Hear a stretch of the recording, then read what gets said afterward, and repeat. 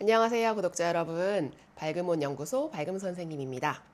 오늘은 우리 아이들이 자주 하는 말 중에서 친구들은 다 있는데 나는 없어. 친구들은 다 있는데 왜 나는 안 사줘? 이런 이야기를 할 때 우리가 어떻게 이해하고 또 어떻게 지도할 수 있을지에 대한 이야기를 나누어 보려고 해요. 요즘 아이들이 흔히 이야기하는 것들이 이제 핸드폰 아니면 뭐 장난감 이런 것들 자주 이야기하죠. 친구들은 다 있는데 나만 없어. 다 있으니까 나도 사줘. 이런 이야기를 굉장히 많이 하게 되는데요. 이때 우리가 생각해 봐야 할 것, 그리고 이야기해 주어야 할 것을 세 가지 단계로 나누어서 한번 말씀드리도록 하겠습니다. 우선 첫 번째는요. 아이들이 친구들은 다 있어. 친구들은 다 할 수 있어. 또는 친구들은 다 뭐 어디 갔다 왔어. 라고 이야기했을 때 그 다라는 말이 사실 팩트가 아니다라는 것을 먼저 기억을 해주셔야 돼요. 아이들은 자기가 원하는 것이 있거나 자기가 필요한 것이 있을 때 의도치 않게 그것을 실제 현상보다 조금 더 과장되게 혹은 조금 더 축소되게 이야기하는 경향이 있습니다. 발달 특성 때문에 그러한데요. 그렇기 때문에 아이들 눈에는 실제로 자기가 원하는 걸 가지고 있는 친구들이 굉장히 많아 보일 수밖에 없어요. 그게 굉장히 눈에 띄죠. 그런데 사실 어른들도 그렇거든요. 우리가 뭔가 사고 싶은 물건이 있다, 아니면 뭔가 갖고 싶은 것이 있다 하면 그걸 가지고 있는 사람들이 자꾸 눈에 띄고요. 그 물건이 자꾸 눈에 보여요. 우리도 그렇잖아요. 그러니까 아이들도 마찬가지인 겁니다. 아이들이 느끼기에 굉장히 많은 친구들, 여러 친구들이 그걸 가지고 있고 뭐 어디를 갔다 왔고 이렇게 느끼는 거죠. 그래서 아이들이 친구들은 다 있는데 나만 없다라고 했을 때 정말 모든 친구들이 다 있는데 얘만 없어서 뭔가 소외를 당하는 게 아닐까? 뭐 따돌림을 당하는 게 아닐까?라는 걱정을 하시는 경우도 있거든요. 그런데 그렇게 생각하기보다는 이 아이가 정말 그게 갖고 싶어서 혹은 그게 정말 하고 싶어서 저렇게 이야기를 하는구나라고 먼저 첫 번째로 이해를 해 주셨으면 좋겠습니다.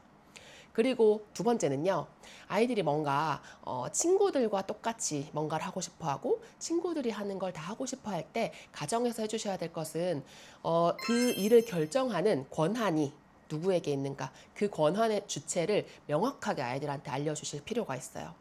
예를 들어 핸드폰이라면 핸드폰을 사는 결정은 엄마 아빠가 해. 네가 졸라서 되는 게 아니고 네가 사달라고 해서 되는 게 아니고 그 결정의 권한은 엄마 아빠한테 있어. 이걸 이제 명확히 이야기를 해주시는 게 필요한 거죠. 장난감 같은 경우에도 굉장히 뭐 고가의 장난감을 산다고 한다든지 너무 자주 여러 가지 장난감들을 가지고 싶어 한다라면 우리 집의 규칙은 장난감을 그 정도 금액의 장난감을 사는 건 뭐 생일, 어린이날, 크리스마스 뭐 아니면 뭐 새해 뭐 이렇게 그 집 안에서 결정을 하면 되는 거죠. 그래서 이렇게 딱 4번이야. 그때 장난감을 살 수 있어 라는 규칙, 그리고 그 규칙을 가지고 있는 주체 엄마, 아빠라는 것을 명확하게 이야기를 해주시는 게 필요합니다. 그래서 뭐 장난감의 경우라면 네가 그 장난감 사고 싶으면 다음 너 생일 때 그거 이야기해. 그럼 네가 그거 살 수 있어. 라는 식으로 우리 집안의 규칙과 지켜야 될 어떤 부분들에 대해서 명확하게 이야기를 해주는 게 필요한 거죠. 특히 권한이 누구에게 있는가를 아이들에게 알려주시는 건 정말 중요한 부분인데요. 아이들은 내가 원하는 것을 가지고 싶고 내가 하고 싶은 것을 하기를 원하죠. 그래서 그걸 할 수 있는지 없는지, 내가 결정할 수 있는지 없는지 그 판단이 아직은 온전하게 되지 않아요. 그래서 내가 원하는 게 있으면 막 가지고 싶다고 떼를 쓰고 하고 싶은 게 있으면 막 그걸 하자고 우기고 이런 모습들이 나타나게 되는데요. 그때 양육자가 너는 그걸 결정할 권한이 없어. 그건 엄마 아빠에게 있어. 라는 것을 명확하게 알려주어야 아이가 그 안에서 그 권한, 양육자가 선택해, 그 제한해 둔 선택지 안에서 자기가 할 수 있는 것을 고를 수 있게 되는 겁니다. 그래서, 그걸 살지 말지, 아니면 그곳에 갈지 말지, 그걸 할지 말지 결정하는 건 엄마 아빠야. 그래서 엄마 아빠가 생각했을 때 필요하다고 생각하면 사줄 거야. 이렇게 권한의 주체가 엄마 아빠에게 있음을 명확하게 이야기해 주시는 게 이제 두 번째 단계이고요. 그리고 세 번째 단계는 그 부모님이 엄마 아빠가 준 권한 안에서 아이가 할 수 있는 것, 선택할 수 있는 것에 대해서 제한적인 선택권을 주시면 돼요. 예를 들면 그 핸드폰을 사는 문제다라고 하면 핸드폰은 너 엄마가 생각했을 때 너에게 필요하다고 하면 그때 사줄 거야. 그런데 그때 네가 어떤 핸드폰을 사고 싶은지는 그때 엄마랑 같이 이야기할 수 있어. 그때 너의 의견을 들어줄 수 있어. 라든지 뭐 마트에 간다라고 했을 때 오늘 마트에서는 뭐 몇 가지를 살 수 있어. 그 몇 가지 안에서는 네가 고를 수 있어. 라든지 뭐 어디 놀러 간다. 주말에 어디 간다 하면 이번 주말에 어디 갈 건데 거기에서 어떤 걸 할지는 뭐 우리가 같이 의논할 수 있어. 라든지 네가 결정할 수 있어. 라든지. 그래서 큰 틀, 양육자가 가지고 있는 어떤 권한의 틀은 정확하게 제공을 해주시고 그 안에서 아이들이 할 수 있는 것들을 제한된 선택으로 주시는 것을 이제 하셔야 된다라는 겁니다. 그런데 경우에 따라서는 아이들이 굉장히 나름대로 합리적인 선택지나 합리적인 대안을 제시할 수도 있어요. 협상 테이블에 올릴 수도 있어요. 예를 들면 뭐 장난감을 산다고 하는데 이번 생일 때 장난감을 샀고 크리스마스가 아직 멀었는데 뭐 크리스마스 걸 미리 땡겨서 사면 안 되냐라든지 아니면 뭐 두 개를 합쳐서 더 큰 걸 사면 안 되냐라든지 나름대로 뭔가 방법들을 좀 제시하는 경우들도 있거든요.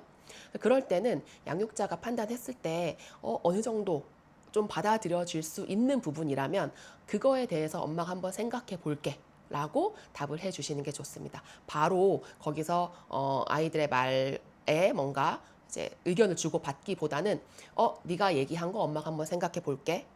그렇게 얘기하면 어쨌든 너의 의견을 들어주되 그것을 할지 말지의 결정권은 엄마한테 있어 라는 시그널을 주는 거거든요. 그래서 아이들이 뭔가 대안을 제시하고 협상을 제안했을 때 그걸 바로 안 돼. 그럴 수 없어 라고 자른다면 아이들은 나름대로 자기가 생각한 방법들 나름으로는 합리적이라고 생각한 방법을 제안했는데 그게 이제 거절당하는 경험이 되기도 해요. 그렇다고 해서 바로 양육자가 또 휘둘리는 모습을 보이면 그게 이제 나름 뭔가 원하는 것을 이룰 수 있게 하는 방식이 되는 거죠, 아이들에게. 그렇기 때문에 그럴 때는 너의 의견 엄마가 잘 들었고 이해했고 생각해 보겠다. 생각해보고 결정해서 알려줄게. 해서 권한 자체가 엄마에게 있고 너의 의견은 반영해준다. 라는 식의 반응을 보여주시는 게 가장 좋습니다. 그런데 아이들이 성장해 갈수록요, 제가 말씀드렸던 그 권한이 엄마 아빠에게 있다라는 부분이 점점 더 아이들한테 조금 더 비중이 옮겨가져야 되는 부분이 있어요.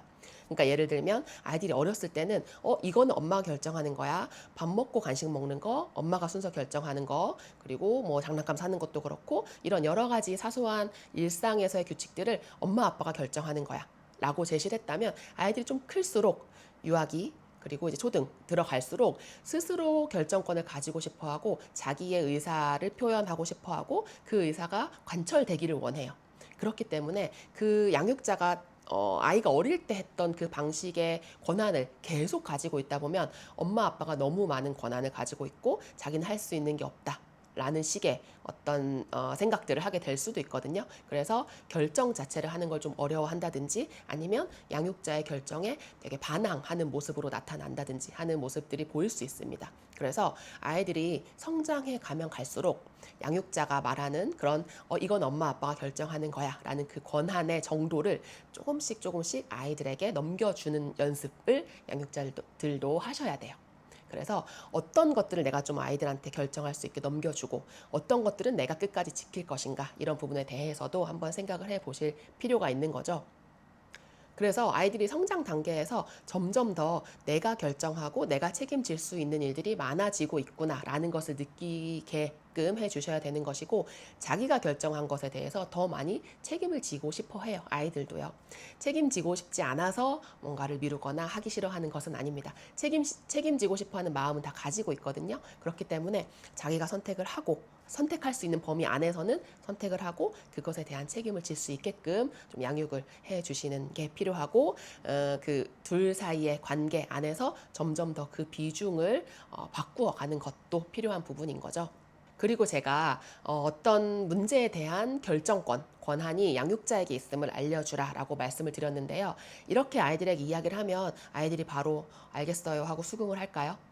그렇지 않습니다. 아이들은 왜 내가 하고 싶은 걸 못하게 해? 나도 하고 싶은데 우리 집은 어쩌고 저쩌고 엄마 아빠는 나쁘고 미워 막 이런 얘기들을 막 한단 말이에요. 자기 나름의 서러움들을 막 표현을 하는 거죠. 이럴 때 한편으로 생각해 보면 자기가 정말 가지고 싶고 원하는 게 있는데 그걸 가지고 살 수 없는 상황이 되는 거잖아요. 그렇기 때문에 아이가 그때 느끼는 어떤 좀 속상한 마음, 슬픈 마음은 그건 그대로 가질 수 있게 좀 두시는 것도 필요해요. 그래, 속상하지. 가지고 싶은데 안 됐다. 친구들은 있는데 너는 못 가져서 슬프구나. 라는 마음은 이해는 해 주시되, 그래, 속상할 수 있지. 그러나 결정은 나에게 있어. 이렇게 좀 여유 있게 그 아이의 징징거림, 투정을 받아주시는 게 또 필요한 부분이고요. 저희 아이 같은 경우에는 그 핸드폰에 대한 이야기를 한참 한 적이 있었어요. 초등학교 1학년을 들어가고 나서 이제 그 학급에 핸드폰을 가진 친구들이 좀 꽤 되더라고요. 그러면서 이제 친구들은 다 있는데 나는 없다, 나도 사고 싶다, 왜 안 사주냐, 뭐 이런 이야기를 계속 했었죠. 그래서 그런 상황에서 저도 아까 말씀드렸듯이 핸드폰은 필요할 때 사는 거야. 그런데 언제 필요할지는 엄마가 결정할 거야. 아빠가 결정할 거야. 이렇게 계속 반복적으로 이야기를 했거든요. 그러면 이제 아이가 막 울고 불고 난리가 나요.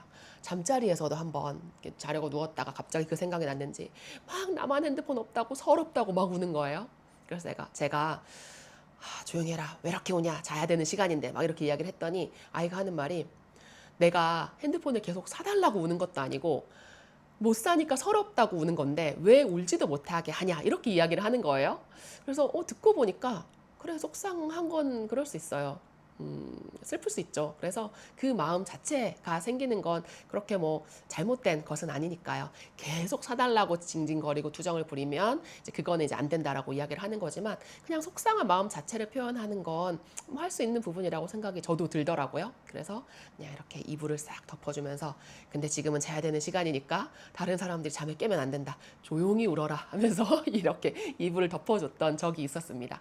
그래서 우리가 아이들이 원하는 것을 못하게 하거나 그걸 들어줄 수 없는 상황에서 그걸 결정하는 권한이 우리에게 있다라는 걸 명확히 했을 때 아이들은 당연히 받아들이기 힘들어해요. 어려워해요. 그럴 때 그 어려워하는 그 감정 자체를 왜 그렇게 반응하냐. 엄마가 그러라고 하면 그렇다고 해야지. 라고 반응하기보다는 뭐 속상할 수는 있는데 엄마의 결정은 흔들리지 않는다. 좀 요런 유연한, 좀 여유 있는 자세를 가지시는 게 아이하고 관계를 좀 풀어나가는 데 있어서도 도움이 될 것이라고 생각합니다.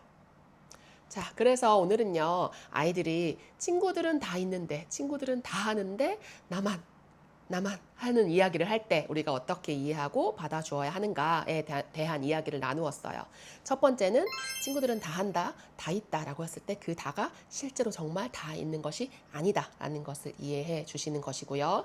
두 번째는 그 문제에 대한 결정의 권한이 엄마 아빠에게 있음을 명확하게 이야기해 주는 것입니다. 그리고 세 번째는 아이들이 어떤 그 결정 사항에 있어서 아이들이 성장해 갈수록 그 결정의 권한을 조금씩 아이들에게 넘겨주고 그리고 커다란 테두리 큰 결정은 양육자가 하되 그 안에서 아이들이 뭔가 자기도 나름으로 선택할 수 있는 제한된 선택지들을 좀 제공해 주시는 것. 그래서 전체를 다 가지지 못했지만 그래도 그 안에서 요 정도는 내가 좀 고를 수 있다라는 느낌을 가질 수 있게 아이들에게 지도해 주시면 좋겠다라는 말씀을 드렸습니다. 그리고 아이들이 친구는 어쩌고 친구 집은 어쩌고 친구 엄마 아빠는 어쩌고 라고 이야기를 했을 때 친구네 집은 친구네 집이고 우리 집은 우리 집이야. 우리 집은 우리의 규칙이 있고 우리 집의 규칙은 엄마 아빠가 결정해. 또는 엄마 아빠와 네가 같이 결정해서 정하는 부분이야. 뭐 이렇게 우리 집 안에서의 규칙과 약속을 지켜야 되는 부분에 대해서도 한번 명확하게 짚어주시는 것도 도움이 될 겁니다.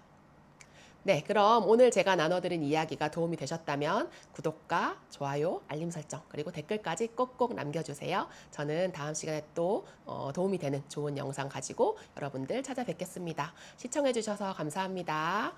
안녕.